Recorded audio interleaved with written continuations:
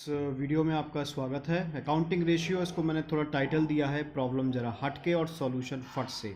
एक क्वेश्चन लिया है मैंने अलग तरीके का, और ये क्वेश्चन मैं उम्मीद करता हूँ कि अगर आपको समझ में आ जाएगा तो रेशियो की बहुत सारी क्वेरीज और प्रॉब्लम आपकी झट से चुटकियों में सॉल्व हो जाएंगी।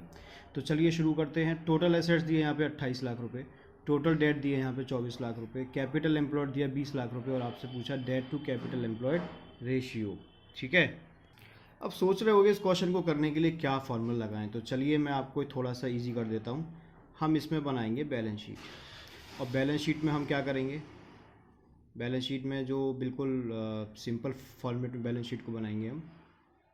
देखते हैं कैसे। सबसे पहले लायबिलिटीज़ के जो हेड आते हैं, major head, shareholder fund, non current liability and current liability. ठीक है, इसको हमने लिख लिया। एसेट्स के हेड आते हैं non current assets and current assets. तो मैं ये समझता हूँ कि आपको इसमें कोई प्रॉब्लम नहीं होगी। जो बैलेंस शीट के मेजर हेड हैं ये तो हमको याद होते ही हैं। अब हमें दिया है टोटल एसेट्स 28 लाख रुपए।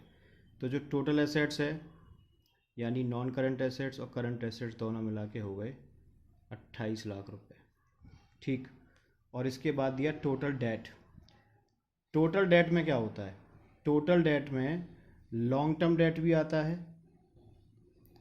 टोटल डेट का मतलब लॉन्ग टर्म डेट यानी long term borrowing plus long term provision. ठीक है, और ये दोनों जो हैं वो किस में कंसीडर होते हैं, ये होते हैं नॉन करंट लायबिलिटी में। और साथ ही जो करंट लायबिलिटी होती है इसमें आती हैं हमारी शॉर्ट टर्म बोरोइंग और शॉर्ट टर्म प्रोविज़न, ये इसमें आते हैं। ठीक है, तो ये करंट लायबिलिटी होती हैं। तो एक तरीके से कहा जाए तो नॉन करंट लायबिलिटी और करंट लायबिलिटी ये दोनों मिलके क्या बन जाता है, टोटल डेट बन जाता है। क्या बन जाता है, टोटल डेट। तो टोटल डेट हमें कितना दिया हुआ है, 24 लाख रुपए दिया हुआ है। ठीक है, तो 24 लाख रुपए का हमने टोटल डेट लिख लिया। अच्छा, टोटल जो एसेट्स है वही टोटल किसका होगा, लायबिलिटी का होगा। तो इसका भी टोटल हो जाएगा 28 लाख रुपए। ओके, तो 24 लाख के ये हो गए टोटल डेट। तो शेयर होल्डर फंड कितने का बचा, 28 लाख में से 24 लाख को लेस कर दीजिए आप, तो शेयर होल्डर फंड बचा आपका 4 लाख रुपीज़ का। ठीक है, अब इस क्वेश्चन में एक चीज़ और दी हुई है। टोटल एसेट्स हम कंसीडर कर चुके, टोटल डेट हम कंसीडर कर चुके।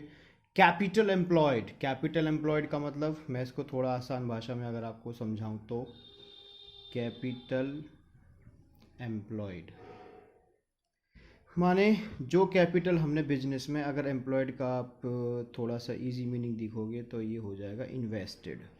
हमने बिजनेस में कितनी कैपिटल लगाई हुई है।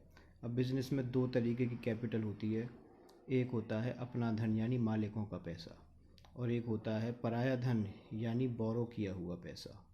तो जो अपना धन होता है उसे बोलते हैं शेयर होल्डर फंड, और शेयर होल्डर फंड में आता है share capital plus reserve and surplus. जी हाँ, बिल्कुल सही समझे हैं, share capital plus reserve and surplus. पराया धन long term borrowing, long term provision.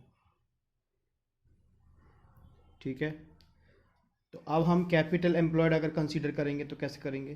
Capital employed में एक तो आएगा शेयर होल्डर फंड, ये होगा कैपिटल एम्प्लॉयड, और लॉन्ग टर्म बोरिंग का मतलब नॉन करंट लायबिलिटी, ये भी होगा कैपिटल एम्प्लॉयड। इन दोनों को मिला करके हो जाएगा कैपिटल एम्प्लॉयड। तो बेटा 24 लाख रुपए ये आपको दिया हुआ है टोटल, 4 लाख रुपए का शेयर होल्डर फंड, ठीक है और 28 लाख रुपए की एसेट्स। तो जो कैपिटल एम्प्लॉयड का टोटल है वो 20 लाख है। 20 लाख में से जो 4 लाख का कैपिटल एम्प्लॉयड तो ये हो गया, बचेगा कितना, 20 माइनस 4 यानी कि 16 लाख रुपए। 16 लाख रुपए का क्या हो जाएगा, ये हो जाएगा आपका NCL। ठीक है, यानी कि नॉन करंट लायबिलिटी यानी कि डेट।